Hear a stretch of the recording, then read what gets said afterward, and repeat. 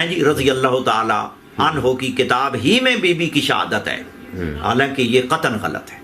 یہ میرے سامنے 4 صدی ہجری کے ہمارے بہت بڑے عالم ابو جعفر محمد بن جریر بن رستم الطبری رحمہ اللہ کی کتاب دلائل الامامت موجود ہے۔ اچھا اور یہ میرے پاس جو نسخہ ہے نجف کا ہے، مطبع حیدریہ نجف کی چھپی ہوئی ہے۔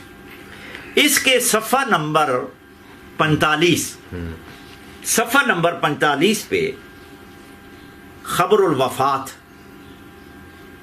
والدفن وما جرا، یعنی سیدہ فاطمہ زہرا سلام اللہ علیہ کی وفات، دفن اور جو جو واقعات رونما ہوئے ان کے حوالے سے یہ عنوان قائم کیا ہے۔ تو اس کی جو سند ہے یہ ابو الحسین محمد بن ہارون ان کے یعنی شیخ ہیں، جو کہ شیخ نجاشی کے رحمت اللہ علیہ کے مشائخ میں سے۔ اچھا، ان کی توثیق عامہ بھی ثابت ہے اور توثیق خاصہ بھی شامل ہے۔ اس پوری سند میں نہ ابان بن ابی عیاش رحمہ اللہ کا نام ہے اور نہ ہی سلیم ابن قیس ہلالی رضی اللہ تعالی عنہ کا نام، یعنی ان دونوں کا ذکر ہی نہیں ہے، دونوں کا یعنی سند میں نام نہیں ہے، سند میں وہ نہیں ہے۔ اور جو سلسلہ سند ہے یہ کتاب میرے سامنے ہے اور یہ کتاب یعنی میسر ہے، نیٹ پہ موجود ہے، ہر جگہ پہ موجود ہے۔ آپ اس کی سند دیکھ لیں، تمام راوی قابل وثوق ثقہ ہیں اور سند بھی یعنی متصل مرفوع سند ہے۔ حضرت ابو بصیر حضرت امام جعفر صادق علیہ السلام سے نقل کرتے ہیں۔ اس سند کے تمام راوی قابل وثوق ثقہ با اعتماد ہے اور یہ سند بالکل صحیح ہے، متن بھی صحیح ہے۔ جب سند صحیح ہے متن بھی صحیح ہے، کیوں؟ متن کی بھی شواہد صحیح موجود ہیں۔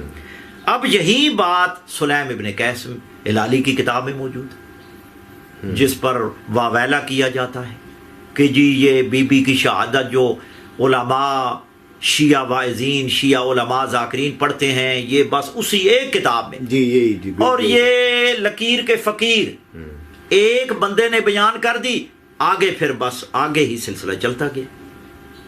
اسی طرح یہ سلسلہ آگے جھوٹ کا جھوٹ، آگے پھر نقل کرنے والے بھی لکیر کے فقیر ہیں، انہوں نے بھی تحقیق نہیں کی کہ بھائی ہم شیعہ منابع اور مصادر ماخذ دیگر کتب اساسی کتابیں بھی دیکھ لیں، کیونکہ شیعوں کا متواتر یہ نظریہ اور تعامل چلا آ رہا ہے۔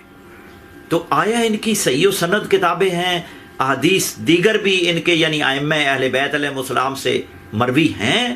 یہ نہیں کوشش کی گئی، بس اعتراض پہ اعتراض، یہ ابان بن ابی عیاش ہے جی، وہ یہ راوی ہے جی۔ جس طرح مولانا محمد اسحاق صاحب میرے پاس تشریف لاتے تھے، اچھا، انہوں نے مسئلہ امامت شروع کر دیا کہ شیعوں میں نص جی ائمہ پر نہیں ہے، نہیں ہے۔ میں حیران ہوا، ہماری مستقل کتابیں اس پر یعنی لکھی گئی ہیں۔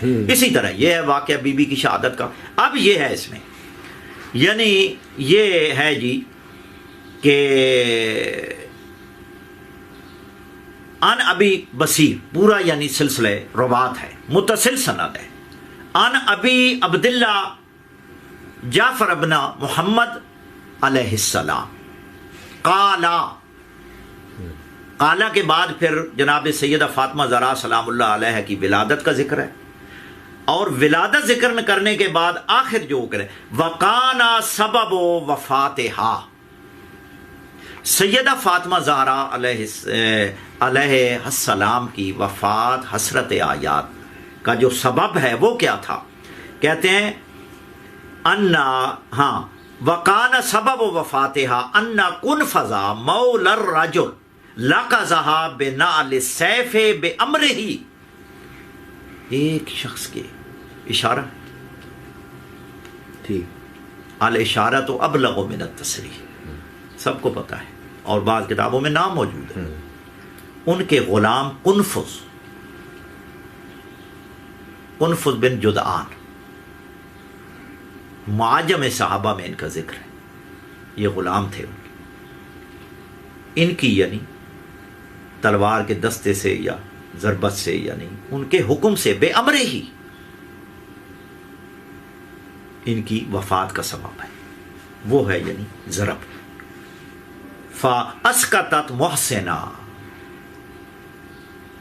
اور محسن کی شہادت ہوئی، یعنی محسن کو گرایا گیا، سکت کرایا. وَمَرِضَتْ مِنْ ذَلِكَ مَرَضًا شَدِيدًا، اور حضرت محسن کی شہادت سے جو ان کے بطن مبارک میں یعنی معصوم بچہ تھا، ان کی شہادت کی وجہ سے آپ یعنی بیمار ہو گئیں، مرض شدت پکڑتا گیا اور شدید آپ یعنی بیمار ہو گئیں، تو اس سبب سے آپ یعنی دنیا سے رخصت ہوئیں. وَلَمْ تَدَعْ أَحَدًا مِّمَّنْ أَذَاهَا يَدْخُلُ عَلَيْهَا، اور آپ نے منع کر دیا تھا کہ جنہوں نے بھی ان کو یعنی مجھے تکلیف دی ہے وہ میرے جنازے میں نہ، مجھ پر داخل نہ ہو، یعنی میرے جنازے میں داخل نہ ہو. یہ روایت حضرت امام جعفر صادق علیہ السلام سے حضرت ابو بصیر سے پھر آگے تک سلسلہ ہے.